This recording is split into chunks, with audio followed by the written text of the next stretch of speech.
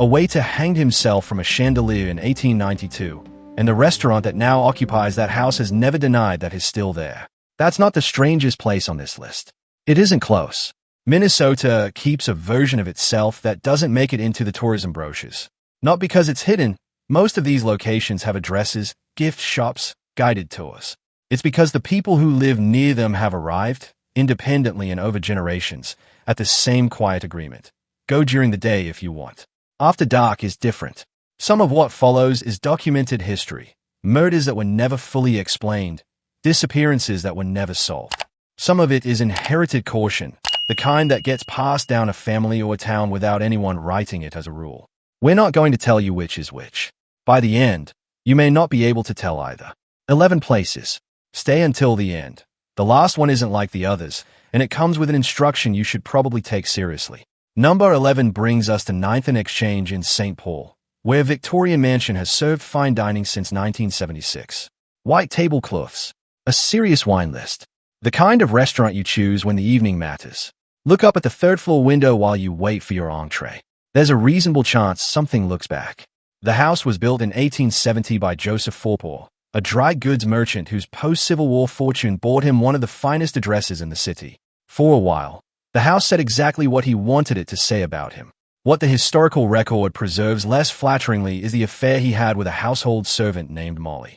When it ended the way those arrangements ended for the person without the money and the name on the deed, Molly hanged herself from the chandelier on the third floor. Joseph Forpaugh took his own life in a nearby park 2 years later. The house changed hands for a century before it became a restaurant. And once it did, staff began describing the same handful of things, in the same specific order, decade after decade. Lights on in rooms no one had entered. Chairs in different positions between one pass through the dining room and the next. One server. This detail gets repeated every single time the story is told. Walked off the floor mid-shift during a Friday dinner rush and never came back for her final paycheck. Management has, for years, spoken about Molly's presence with a kind of practiced lightness.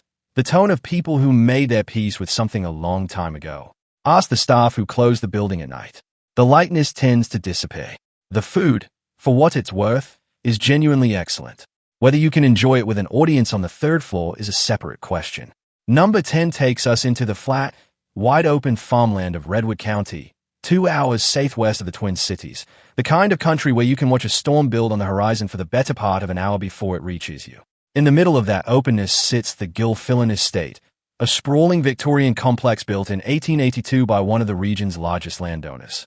At its height, the operation covered more than 3,000 acres, a self-contained agricultural world, complete with a main house, barns, a granary, and housing for the men who ran it.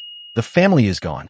A historical preservation group now runs limited daytime tours of the main house, which is meticulously restored. The tour brochure spends considerably less time on the worker housing, the smaller, plainer structures where the men who kept the estate running actually lived. Labor conditions on estates like this one, in that era, were rarely gentle, and the record on exactly what happened to some of those workers is thin by design. Families who farmed the land around the estate for 4 and 5 generations don't need an explanation to avoid it after dark. When you ask them why, most of them can't give you one. Just a change in the way they hold themselves, and a straightforward statement that they simply don't go. Some places hold weight. This one has had 140 years to accumulate it. Number 9 sounds, on paper, like the least frightening entry on this list. A museum built around a full-scale replica Viking ship. Bear with it. The Hjemkomst, Norwegian for homecoming, was built by hand over several years by a man named Robert Asp, working out of a converted potato warehouse in Hawley, Minnesota. He died of leukemia in 1980, before it ever touched water. His family finished what he started and sailed the ship to Norway in 1982, in his memory. It's one of the more genuinely moving stories in the state's history. Today, the ship lives inside the Hjemkomst Center in Moorhead, 7 to 6 feet of hand-built oak, standing in the dark of a closed museum, in a silence that has nowhere to go. Overnight staff have been consistent about one detail for years. They clean around the ship quickly, and they don't linger. One former security guard, speaking after he'd left the job and had no professional reason to soften his answer, described being alone with the ship at 2 in the morning as an experience he didn't care to repeat. It doesn't help that the adjacent exhibit space includes a full-scale reproduction of a Norwegian stave church, transported piece by piece from overseas. A Viking longship and a medieval church, alone together after midnight, in an empty building in Moorhead. At a certain point, you start to wonder if the building itself is testing you.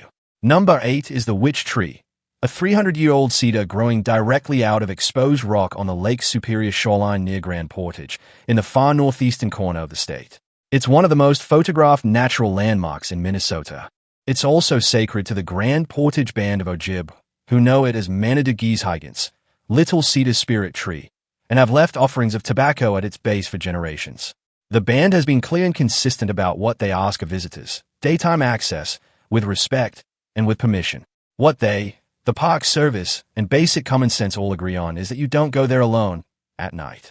People who have gone anyway describe a pattern that repeats often enough to be worth noting. Sound behaving strangely over the water, and a sense, reported independently by people who've never compared notes, of being watched from the lake rather than the shore. Lake Superior is the largest freshwater lake on Earth by surface area, and on a moonless November night it is one of the most disorienting places on the continent, sacred history or not.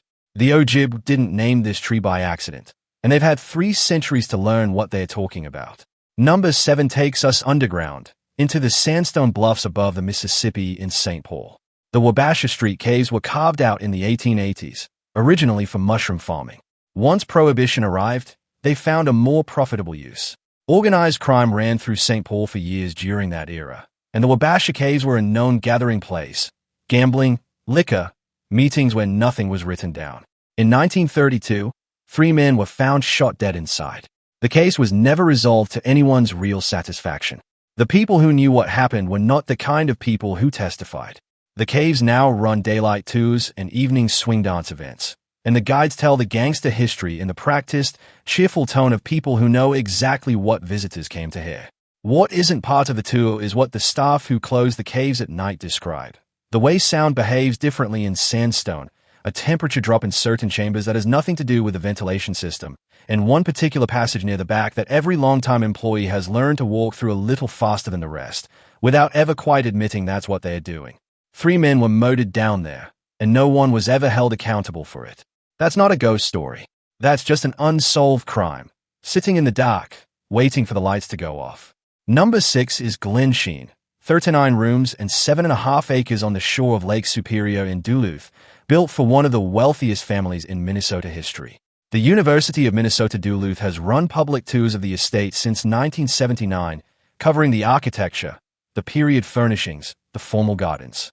Here's what the tour covers, and here's what it's built around, avoiding dwelling on for too long. On the night of June 27, 1977, 83-year-old Elizabeth Congdon was smothered in her second-floor bedroom.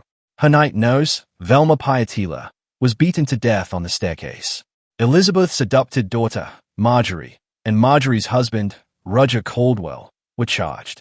Caldwell was convicted, then had that conviction overturned.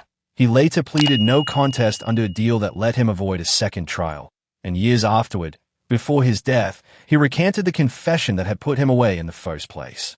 Marjorie was acquitted at her own trial.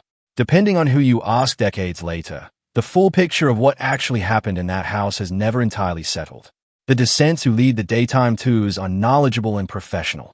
Ask the staff who work the building after the last group leaves about the second floor or the staircase, and watch how quickly the subject changes. Number 5 is the Jeffers Petroglyphs, a couple of hours southwest of the Twin Cities near the town of Comfrey. The land goes flat, the sky gets enormous, and then a ridge of exposed pink quartzite rises out of the prairie like the ground forgot to finish covering it. People have been carving into that rock for somewhere between 5,000 and 9,000 years.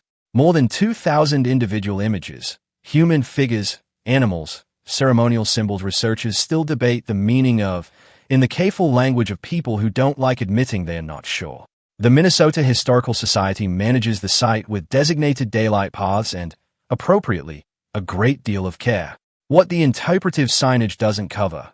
Ask the families who farmed the surrounding land for 4 or 5 generations how they feel about going out to that rock after dark, and watch their expression change before they even answer. It isn't a posted rule. It's something inherited long enough ago that it stopped needing a reason attached to it. Standing on that rock at noon, tracing carvings made 9,000 years before you were born, is the kind of experience that takes days to fully settle into you. Standing there at midnight, with no light for 20 miles in any direction, is something else. You already know why nobody's recommending you find out. That's it for today. If you like our video, then consider subscribing to our channel for more such interesting videos. Thank you.